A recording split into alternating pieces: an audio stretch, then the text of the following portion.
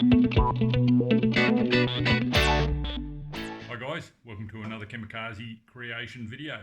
We're going to look at a couple of things today. One of the reasons I was doing the fuel system at the back of the car was that the fuel tank was leaking, but also I wanted a clean fuel system for when I get the fuel injection and the supercharger kit arriving. The kit actually comes with a fuel delivery system which will replace the red Holley pump that I've put up the back, but I'll still be using that power source that I've taken up there. That's why it's a good reason to have that up there. But I've done all of that and haven't removed the mechanical fuel pump, which I did take off originally when I put the engine in, waiting for the supercharger kit to come. But realising that was a little way off, I've got the car running with the carby. So I'm going to blank that back off again today now that I've got the red Holley pump up there pumping some fuel through. And also in the mail came the Davis Craig inline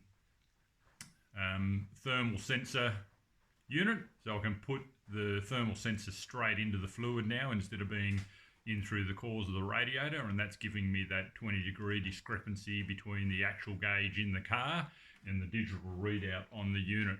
So a couple of jobs I'm going to do today. Stay with me and I'll show you how they work out. So down inside the engine bay I've got my old mechanical pump that runs off the cam, and you can see the fuel line coming in there.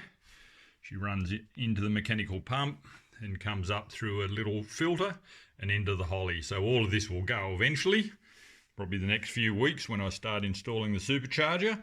But for now I'm just going to blank that out because I've got the Holley pump that's going to push the fuel up with the carby until I get the new system.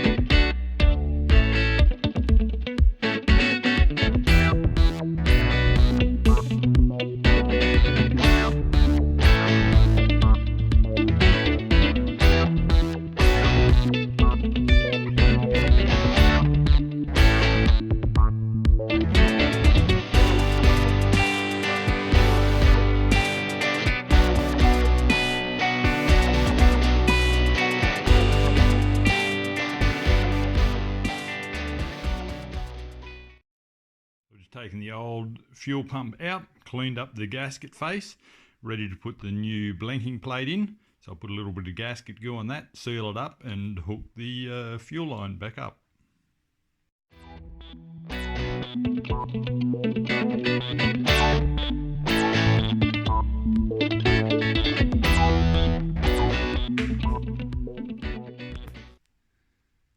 So the blanking plate's on there, which is really good. Just put a bit of Permaseal, non-hardening gasket glue on that, tighten her up. Actually, when I undid the fuel pump, which I had a couple of little leaks around this area, it wasn't on super tight, so that's probably one of the oil leaks. But anyway, hopefully that's fixed up now.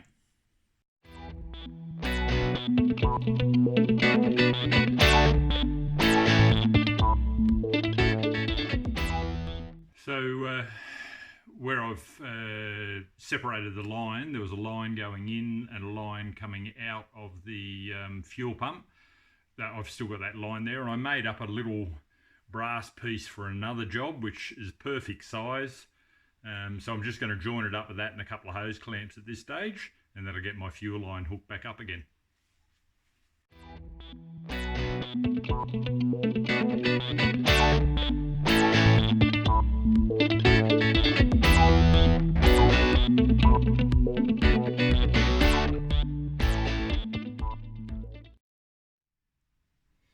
So that's the first job done, fuel line hooked up.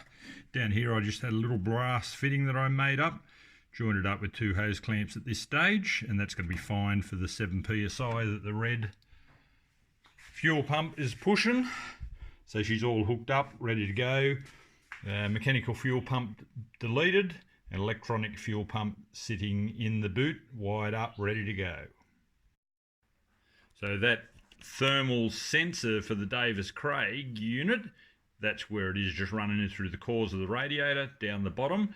I'm going to redirect that now and come up here to this top radiator hose. I'll end up cutting the top radiator hose and fitting the unit in there, the adapter kit, and then the sensor will go straight into the fluid, and hopefully that will keep that digital readout there pretty close to what it's reading on the inside of the car. Just going to start again. This will be about the fourth time I've emptied the radiator. Got to drop that radiator fluid so that I can modify the top line and put the sensor into it. So there'll be a bit of fluid on the floor again, I'd say.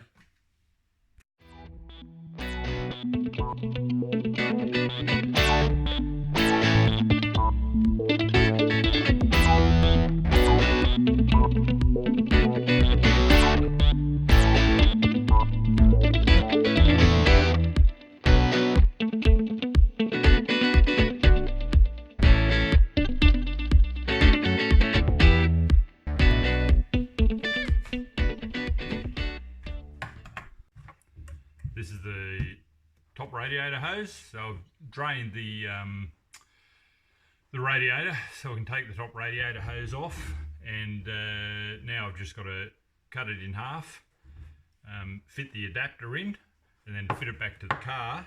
And this little unit here, so you can see inside here, you've got the hole that goes down into the radiator fluid, and this little unit will screw down into there, and the sensor goes down inside there on a couple of tiny little olives, so that'll seal it off.